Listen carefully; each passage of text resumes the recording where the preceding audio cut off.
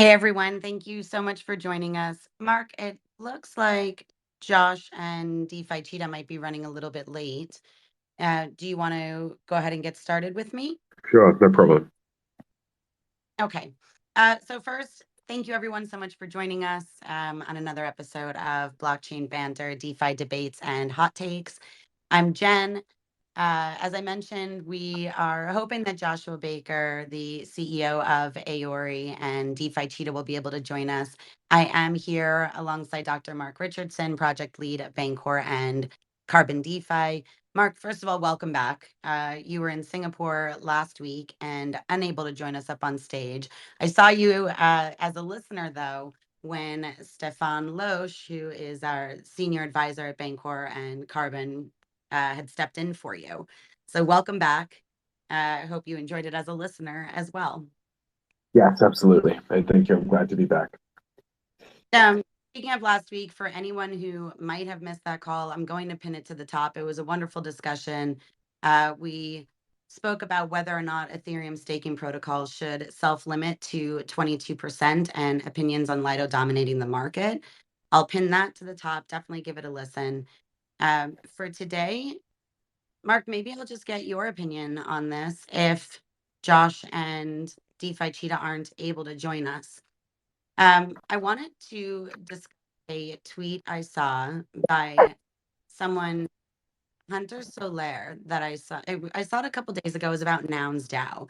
Now, I am unfamiliar with Nouns DAO, so I'll put that out there. But I did catch a little bit of what is going on with them. And they seem to be having some pretty significant issues with their DAO. Um, and the tweet that I'm going to pin that really caught my attention ended with the simple question that I wanted to discuss today. And it was, do DAOs have a future? There were really opposing views on this, so I thought it was an interesting discussion to have. I'm going to pin it to the top.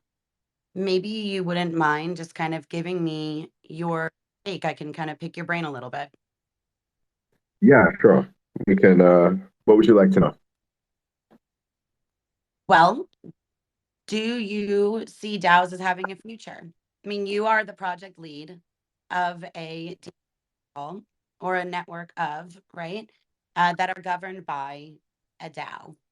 Right. Yeah. There, I think when I first got into the Web3 space, the concept of the DAO was like very romanticized. And I think justifiably so. I think it's a really terrific idea. And when I first joined Bancor, it was as a DAO member. I remember being in the Discord drafting the very first, I think, legitimate DAO policy, live, right, with people watching me type it, and fielding comments and things as we went along. And I remember then thinking that, I can actually see how DAO process can be a very healthy way for a project to reach consensus on exactly what should happen. In a way, it's kind of a natural consensus mechanism when things like proof of work or proof of stake, don't really offer the same kinds of, this don't really offer an appropriate mechanism for complex decisions about how a protocol should be run or what features should be developed and so on. But I think, it's the problem with it is that you don't often attract people that are sincere about the project. So I remember very early on, one of the biggest challenges was the fact that people would show up who didn't really, care about, what the protocol was doing or what the project represented, and were essentially just, we're self-motivated, or selfishly motivated, I should say. And this was, a relatively easy way to exploit the DAO, or to exploit a project that's run by a DAO. especially when they are offering something like an incentive campaign. And we had ours, which was the liquidity mining thing, which in retrospect, I think was one of the worst decisions that our DAO has ever made. And it confused the distinction between the consumer and the people that are actually running the product. So I think that, you know, at the most fundamental level, the assumption of a DAO is that it is the group that's in charge of the you know, of the project. And if it's going to develop a sustainable business model, I think it's, you know, it's important that it's not, in a way, smoking its own stash. If you know, if I can, you know, if I can make an appeal to that awful comparison, but I think that that actually is, in a way, the best comparison to make. You know, one of the comments that I've raised before is that we often treat things like liquidity mining rewards and other incentive programs as being loss leaders, and the fact that, you know, it's true that in the world of traditional, you know, business models, that loss leading is a totally valid and legitimate way to generate interest in your project. And I'm constantly playing, you know, whack-a-mole with this idea, because I think in Web3 we've got more than enough examples now to know that it will never work with tokens. But yeah, the example that I usually draw on is the one that that Sony had with their initial PlayStation launch. So you know, Sony was relatively late to the console game market, and when they originally launched their PlayStation 1, right, the first console, and they wanted to become the market leader in 3D gaming hardware, they launched it at a very, very competitive price. So competitive, actually, that it was impossible for, like, the actual Sony, you know, PlayStation 1 was selling at a retail price that was less than what it cost Sony to build that console. So they were selling each machine at a loss. You know, the first time you hear these kinds of things, you think, wow, that's a really dumb idea. Like, are they just doing it to be popular? Like, they just want to say, look how many PlayStations we've sold. And of course, the answer is no. The reason why they did it is to achieve market saturation very quickly, because the main business model isn't making money from selling machines, but making money from selling the licenses to develop software that runs on these machines, right? To develop games. And so the more widespread the machine is, the more attractive it is for software developers to buy a license to release a game on it. And so that's a totally legitimate way to think about loss leading, right? You sell the machine at a very cheap price, even if you're making a loss, and then you recuperate those costs and more when you license the rights to develop software for it. The problem is with DAOs is that the distinction between the software developer and the person manufacturing the machine and selling the license is absolutely not clear, right? A lot of DAOs consider themselves to be the super users of the protocol. And this is totally inappropriate, right? In general, what you want is your DAO to not use the protocol, because if you're trying to monetize to people that are using the protocol, then of course a DAO is going to constantly vote and, you know, bring in policy that makes it cheaper, or is going to increase the loss leading for their own benefit, right? Imagine if Sony was selling licenses to itself or something, you know, in order to sort of sustain some sort of weird cyclical, self-referential business model. Of course, it doesn't make any sense at all, and that's exactly the situation that we've landed in with DAOs. The people that use the protocol want to be paid to use it, and they want to use what is essentially DAO funds to pay themselves to run the protocol. So there's never any attention paid to the bottom line. In general, I think most of the people that have been steeped in DeFi over the last few years have absolutely no business acumen at all. And in a way, I wonder if their experience in Web3 may have ruined any chance of them developing any kind of respectable business acumen at all.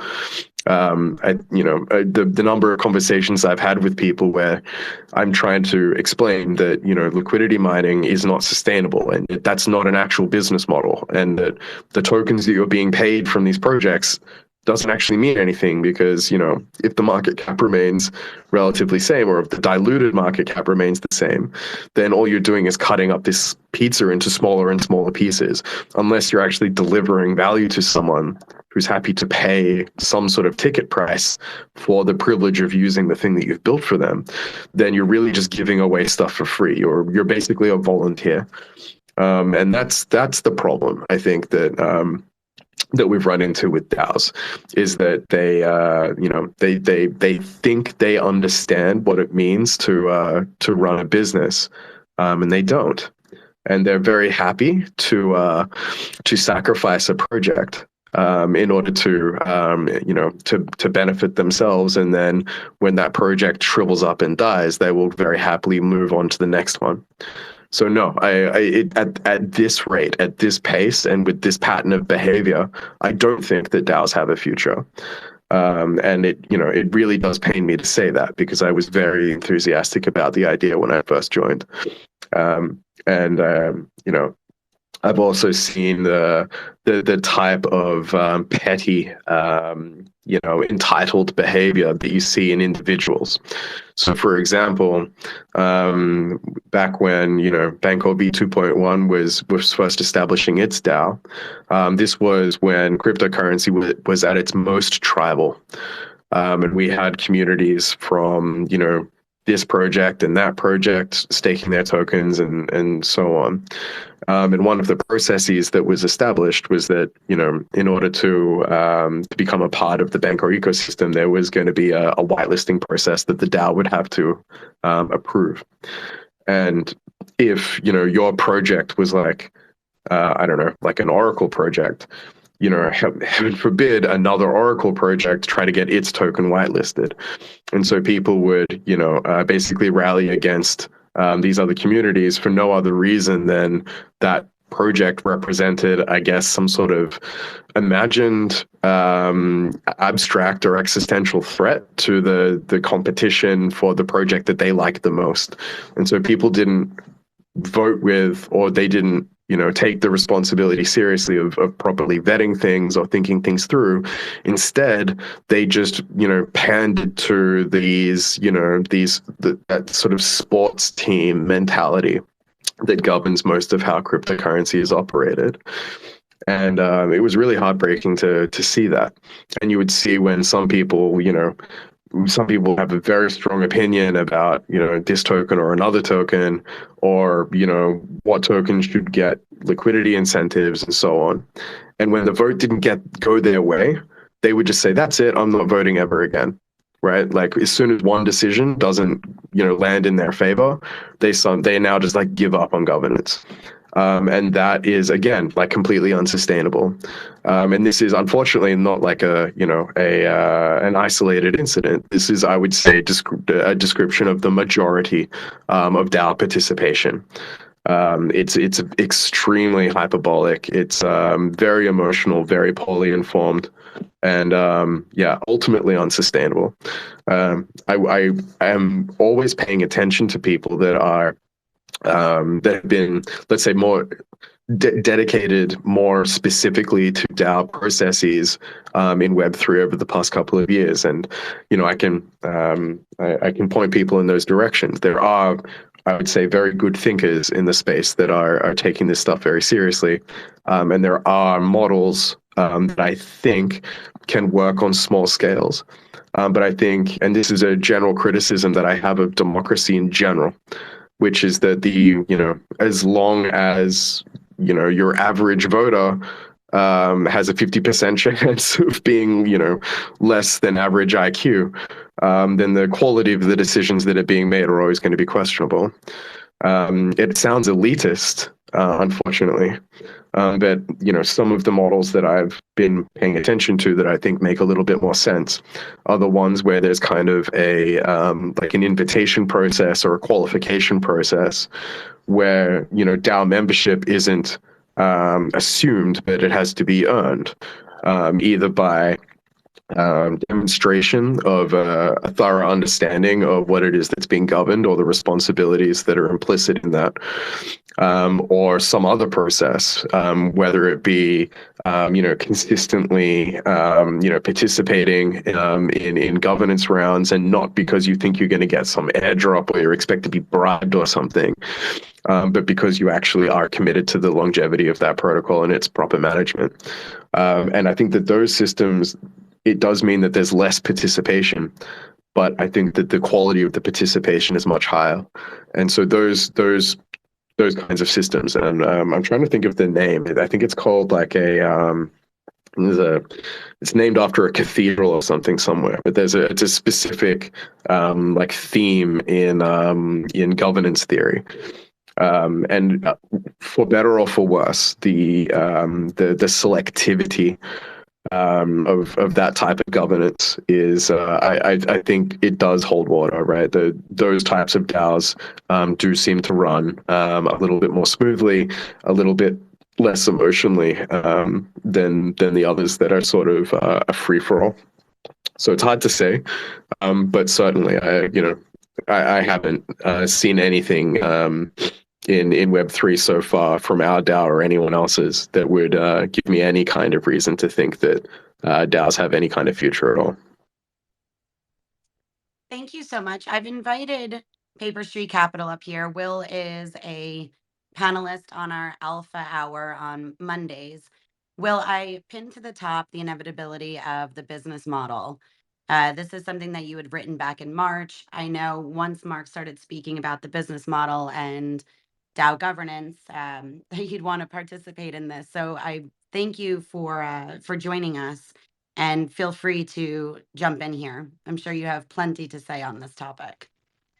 Yeah, it's once I heard this was starting, I was like, I love this discussion, and it's hard to add what Mark said because I agree with virtually everything he said, because it covers a lot of I I felt like a grump, honestly, when I started learning about DAOs and getting involved in this space coming from traditional finance.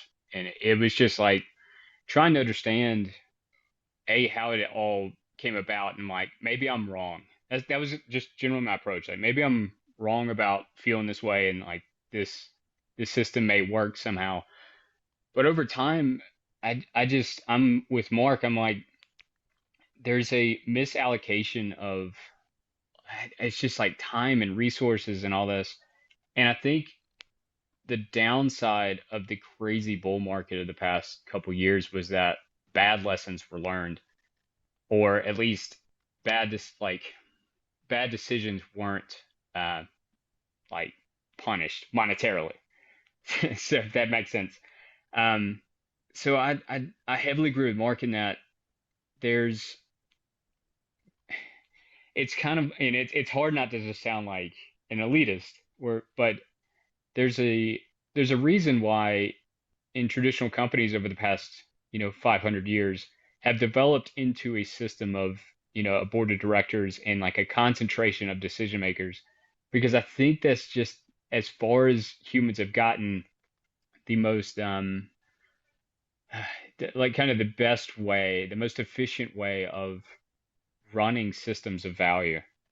um and especially when things go sideways, it's like there's a natural gravity to people want to have some kind of concentration of decision or power and all this, and like it's unfortunate. It's like that's just kind of how, especially in terms of in periods of crises, that we just naturally gravitate towards.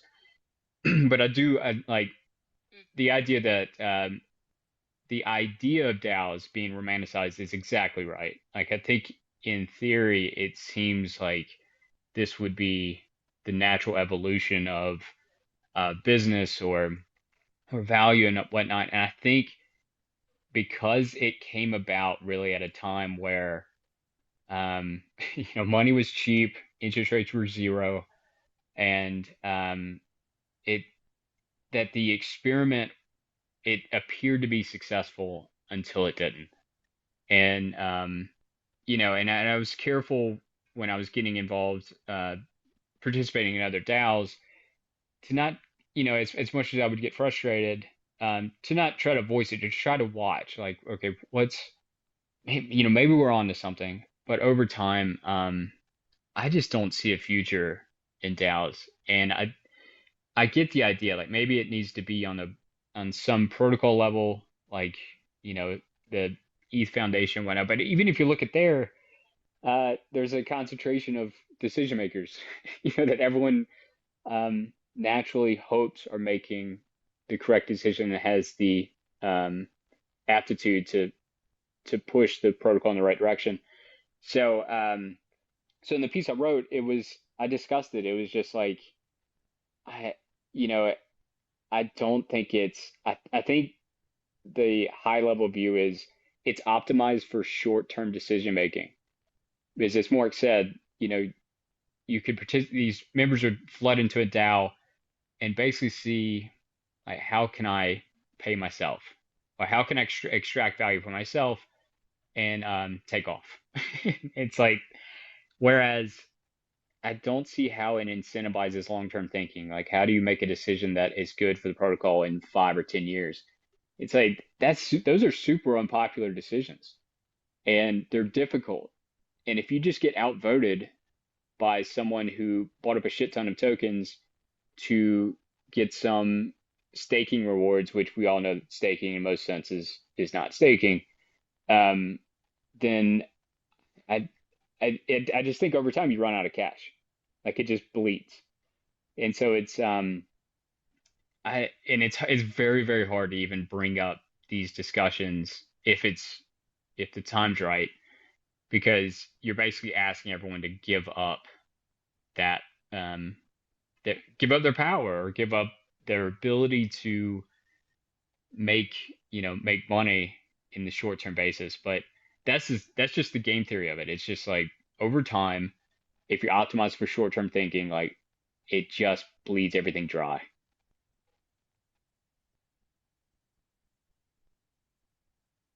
I'm going. It kind of sounds like we need to take the politics out of governance, like, and see it more as a business model. And I think that that is really, the difficult thing for a lot of people to be able to do.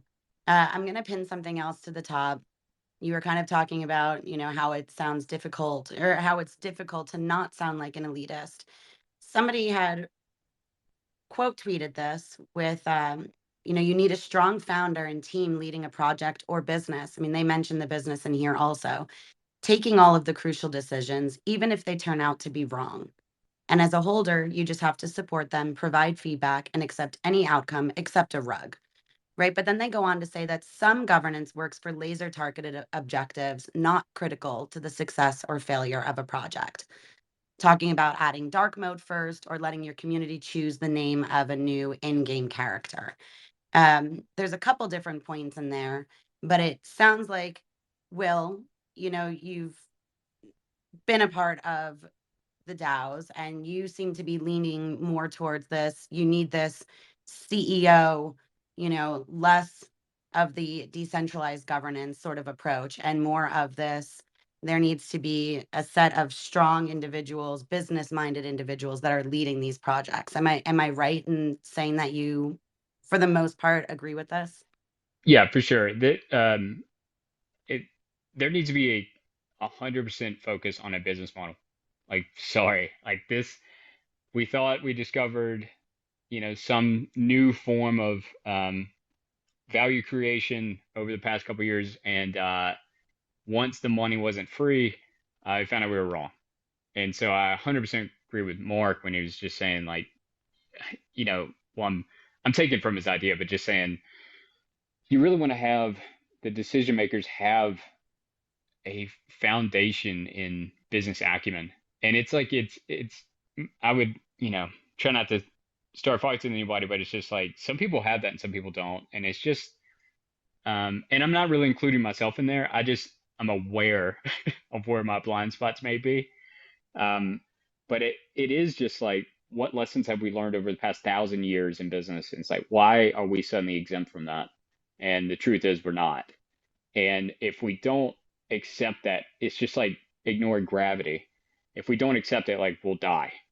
And so maybe, I look back because I come from traditional finance. Like, I see how those things are structured. Like, there are shareholder votes, but they're votes for, members of a board and who are, hopefully experts in the business or field. And if they're not, they get voted out.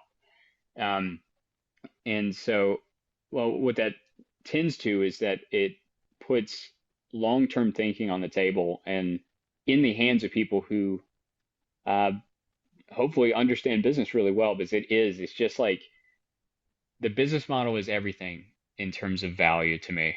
And, optimizing for that, even if it's not rewarded in the short term, is it's just necessary. And then that's the hard part, is it's selling like, hey, it's like liquidity mining, like, hey, we're gonna turn this off because it's a bad business model. It's like everybody hates that because, but that's what has to be done. And so I think just over time, the same way how staking, and I hate like to harp on this, but it's like the true form of staking is pretty limited, and it's been like bastardized to mean these other things of just you deposit your token here to get more tokens.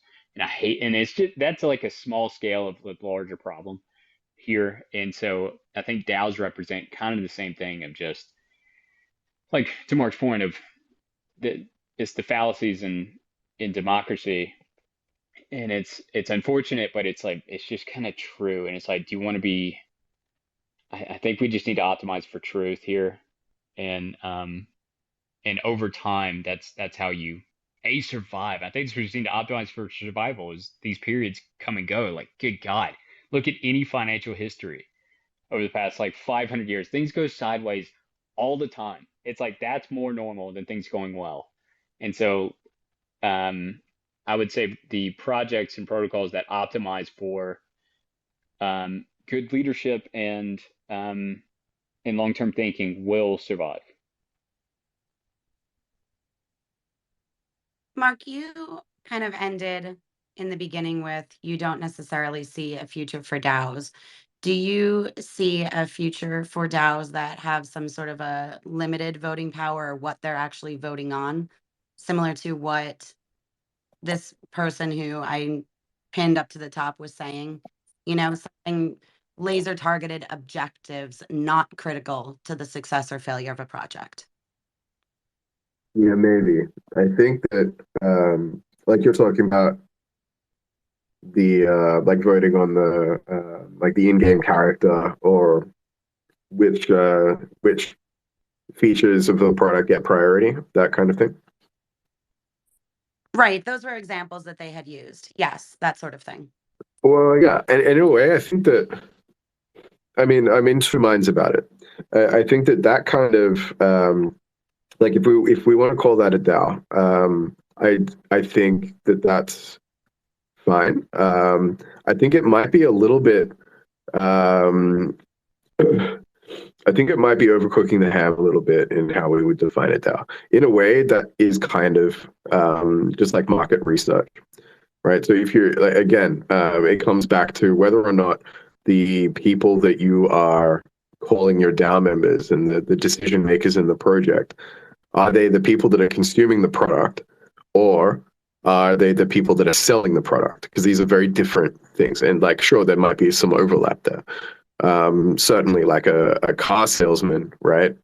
He understands that when he's selling a car, he might be influenced by, his own understanding of what motivates him to buy a car. But there's still a distinction there, right? Like someone who is selling, I don't know, Lamborghinis, for example, might not necessarily be a Lamborghini customer. And I don't even necessarily think that a Lamborghini customer makes a better Lamborghini salesman. And these are the kinds of arguments that I've been fielding for years now. So with respect to things like, is dark mode preferred over light mode, and should we have this in-game character, and, how do you guys feel about this kind of thing? I mean, if that's all it takes, then I would say that there are already like a very large number of DAOs living outside of Web3. I can point us in the direction of things like, I don't know, like in terms of in-game characters, things like Dota and like League of Legends. I've never actually played these games, but I know a little bit about their history and development. And it's predominantly community driven, in the sense that the kinds of things that are built into these games are developed exclusively from feedback from the people that are playing them. But that's market research, right? I don't consider those decisions to be necessarily a DAO decision. I had something else I wanted to say here. I can't quite remember what it was, but yeah, I think that we shouldn't conflate market research and listening to your consumer with a DAO. I do consider these to be very different things. Oh yeah, the other thing that I wanted to point out is that there is a well documented sort of a effect in listening to the consumer too much. Right. There are a couple of examples. I wish I could remember them now. I'm sorry. I'm still not 100% healthy. But there was an LG smartphone that was released, and it was the product of, I think, one of the most extensive market research campaigns in the development of smartphones. And it took years, and they had, all of these interviews, and they basically allowed their target demographic to design the phone. And on paper, that sounds like a really good idea. And it was kind of cool what came out of that.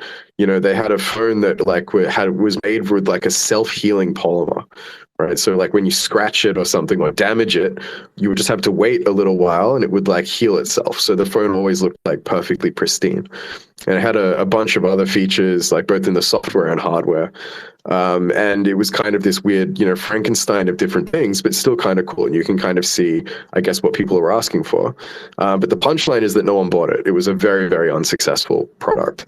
And even the people that were like the most, fervently contributing to the discussions in this sort of open, this crowdsourced design model, even they didn't buy it, even though they agreed at the end that it was exactly what they had contributed for, that, all of their expectations were met. They still didn't want to buy it. And so there is like a cautionary tale here about, sometimes consumers need to be told what they're getting. I think, in many ways, I think, I'm the last person to sort of, pander to the Steve Jobs crowd, but in this particular case, I think that it's a good example. And that's that the iPhone, which really kicked off the smartphone revolution, that wasn't something that was generated by, consumer demands. This was something that came out and he was like, this is the device that you all want and you're going to buy it. And it's the most expensive, it's the most expensive phone that's ever been released in all of history. And it's going to congest the network for the next 1.5 years, and it's not going to work properly, but you're all going to love it. And it generated the most consumer interest of any, consumer product ever released. Like to date, it's never been beaten. And there's something to that, right? It's, the finesse, I think, that comes with being a product developer is being able to sort of predict and coach your consumer base onto the product that you want them to use, and letting them define it is not the golden ticket that people often espouse that it is. And I'm happy to follow this up, but if anyone wants to reach out to me, I'm sure that there's a YouTube video or something in my recent history that's gone over a couple of these examples. But yeah, it's I think with that specific lesson in mind, even having the DAO be the thing that's like telling you which features that you should prioritize, and so on and so forth, might not even necessarily be the perfect strategy to to releasing a really popular product. So no, even under that condition, I would say that it's still ambiguous. To add to your point about the iPhone, there's a book on BlackBerry. I think it's called like Losing the Connection, where they were hitting the same thing of the co-founder or the founder, the engineer side of one of the founders on BlackBerry was just like, no, people want a keyboard. They want physical keyboards, and they fought it all the way to their death. And I mean, to a point where once the iPhone really started taking off, and it was exactly what you said. Their internal meetings were just like, wait a minute, this is wildly expensive, and it has no keyboard. Like, there's no way. And then they got forced into having to try to create a touchscreen phone, and it was horrible. And it's like, to your point, like, people, if they asked them right before, like the day before Steve Jobs unveiled the iPhone, and people asked them like, what do you want in a phone? Most would probably say keyboard, but the day after, they're like, I don't know. And it's that whole book was really interesting. It's kind of depressing, but it was just like it is a good example of a company that got kind of stuck in its way because it was so successful in a very short period of time, like over the course of 10 years, just took over. Remember, BlackBerry had a market share of like north of 60%, and then it just dwindled so quick. So there's a lot of wisdom there. Yeah, I remember this. Like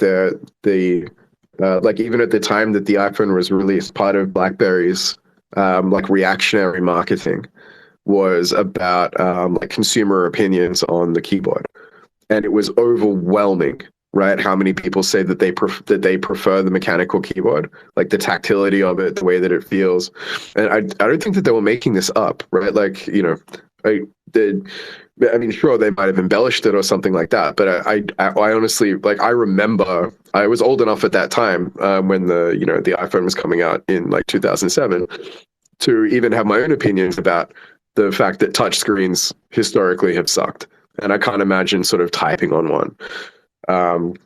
And that, I also remember that it was kind of a learning curve, like your first smartphone, you were generally pretty slow on the text and that kind of thing. And so I don't think it was made up.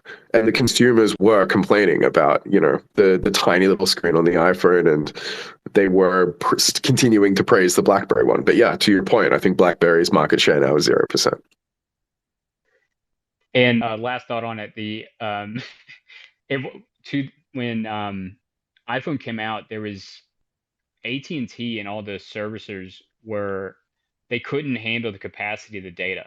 So like BlackBerry, their selling point to the carriers were like, hey, the way our whole like operating system runs is very lightweight, and like we're not gonna we don't take a lot of bandwidth out of your service, so customers are happy. And when iPhone was really being released, it was bad. Like, people were dropping calls all the time and all this. But the fact that the tech was so like revolutionary, they were willing to overlook it to a point that AT&T had changed their business model in terms of data service to accommodate iPhone. It was like it was crazy how much Apple and iPhone had just forced the whole industry to like, we're going this way, because once that idea was introduced to the customer's like, I want this regardless of how bad it is right now. And it's really interesting, like, how those tech step functions can really just change a whole world. There's another aspect to what you're talking about here that I think is just as relevant to the DAO discussion that we're having, and it's the development of blockchain and Web3. Because in the in BlackBerry's heyday, I think you would still basically I mean, I'm not sure what the average age is of our audience here, but there was a time where you would basically buy like a certain number of hours of like talking time on your mobile plan, and like a package of like text messages So you could like this month you could maybe talk for like 2 or 3 hours and send like 30 text messages to people or something like that, or a certain number of characters. I can't remember exactly how it was monetized. And one of BlackBerry's innovations was that you could like hijack this ultra high frequency signal to send text just between BlackBerries. And so you could get like infinite texts, but when they would go to the cell carriers, they would show them how the email component, you could basically lease out the network time for minutes, right, in order to read and send emails and that kind of thing. And the way that the whole business model changed was when Apple went to those same cell carriers and said, this time leasing thing is a bad monetization model. What you should do instead is adopt this new generation of like cell tower technology, and instead you're going to charge people for data. Right, because they weren't, right, at that time, they really weren't charging anyone for data. They were charging them for this completely irrelevant, how long you spend talking. And that was the key breakthrough in the way that the entire industry moved. And I think that Web3 is going to go through this exact same thing. And I'm not sure exactly what it is, but I'm not convinced that the way that we're doing gas monetization, going exclusively to block builders on things like Ethereum, is going to be the way that it's done forever, assuming that blockchains continue to exist. And we already know that in the optimism model, for example, and I think Radix does the same thing, that if a significant amount of the network traffic is coming through an app that you've deployed, then you get a kickback as the developer of that app, of the popular app, in the gas fees that it's accumulated. And so like we're already seeing, the industry struggle, I'd say, across, I've said this on a previous call, right? One of the most common conversations that I had in Korea and in Singapore was with other project founders in DeFi and non-DeFi, where we were sort of commiserating that at the moment it seems that everywhere in the industry there isn't any business model at all, right? Everyone has just been burning cash for 7 years. This is there were no exceptions, right? Everyone was paying attention to this, and so it's interesting to see, right, that the way that AT&T was thinking about minutes versus data could be changing, right? Like that, whatever that paradigm shift was that happened in telecommunications, I expect something similar could happen in blockchains, right? I even sat down with the founders of blockchains, where I'm basically trying to broker a deal saying, I'm happy to deploy in your chain, but I need some of my overhead costs met. Can you meet me halfway on like audits or developer salaries and this kind of thing? And, they say, yeah, like we're used to this conversation, but holy shit, like when is this industry going to get its fucking act together and, work out how to make, the users of these protocols pay for the things that they're using? And so it's everywhere. It's completely widespread. And I think we are sort of approaching this, this apex where something's got to break. And, there could be something as, profound as that change from minutes to megabytes happening in blockchains soon. But I don't think that, the people that were buying cell phones from AT&T were ready to could have even understood that change in monetization policy. Like imagine if AT&T was run by a DAO when the iPhone was released. Like could they have even understood? Did they have the correct information, or even like, did they even know how cell technology works? That they could even, understand the gravity of the decision that they're making. It's non-obvious. And, I mean, in the case of cell technology, sure, like absolutely people that buy cell phones have absolutely no idea how they work. But I think that the same might be true in Web3, right? The people that use these protocols don't know how they work. I'm frequently, I'm frequently challenged with, with statements from community members about what can or should be done. And it's exhausting, right? Because at a smart contract level, it's obvious that some of these suggestions are completely insane. And it's just difficult to even know how to have a polite and informed conversation with them. So yeah, it's a really good comparison, actually. I'm glad that you brought it up, because I was thinking about this recently. They had there's like a mockumentary, or like a fictionalized biopic about it that I watched on the plane on the way to Singapore that I'd forgotten about until you mentioned it just now. But yeah, it's a really, really terrific example. And to kind of take an optimistic note from the demise of BlackBerry, I, their main business that people really loved, they would run their text. It was like, I'm blanking on names, like BlackBerry service, or it was their proprietary texting service that ran through BlackBerry servers that were encrypted. And so people would pay, they would pay $10 a month or whatever to have that. And that was the network effect in my mind of BlackBerry. It was like, because all your whole corporation could have corporate BlackBerries that would, the text, you could feasibly feel like this is safe and text each other. That's why people were like, you're calling it crackberries, of just, the physical keyboard. I think it was innovative enough at the time that it worked very well. And to your point, if you, you know, in terms of the DAO of just, uh, could you imagine like AT&T having that discussion? Like you're right. There's some, in addition to the business acumen, like where I probably lack when I'm trying to fill in the gaps is the technical side. And it's having that right mix of, in terms of leadership of a DAO, of like it mirrors so much of a normal corporate structure. And it's like, I know some people really bristle at that, but it's just like, you know, oh, sorry, my headphones are about to die. That shit, lost my train of thought.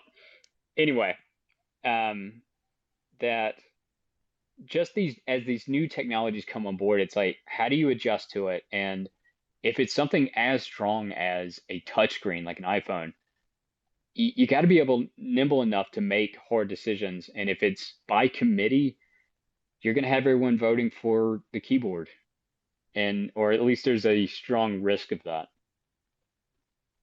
There was a tweet that I saw recently, and I'm sure this is on YouTube somewhere, but you want to have a look at when credit cards were first introduced to, I think, Burger King restaurants in like 1993. And they were getting people to sort of, they were interviewing consumers about, whether or not it's ridiculous to put, a cheeseburger on credit or something like that. And that's another really good example of where I think the, the product that credit cards represent, it was obvious to the people, I think, that were creating it, that there was a legitimate business case there. And that the convenience that you get of kind of putting everything on credit and then just kind of paying your like lifestyle bill at the end of the month or something is a totally reasonable way to structure a financial product that is appropriate for mass consumption. But talk to the consumers, and and this is 1993. This wasn't even that long ago, and they were absolutely rejecting it. They thought it was completely insane that Burger King was accepting credit cards to pay for their meals. And today, I think that you'd probably get the opposite reaction, right? If Burger King stopped accepting credit, people would be outraged. And so it's another example of where the consumer, right, the target demographic of your product, will, they may adopt it even if at first they don't understand it or they hate it. And then, when they kind of get used to it, they don't even realize that they didn't see it coming.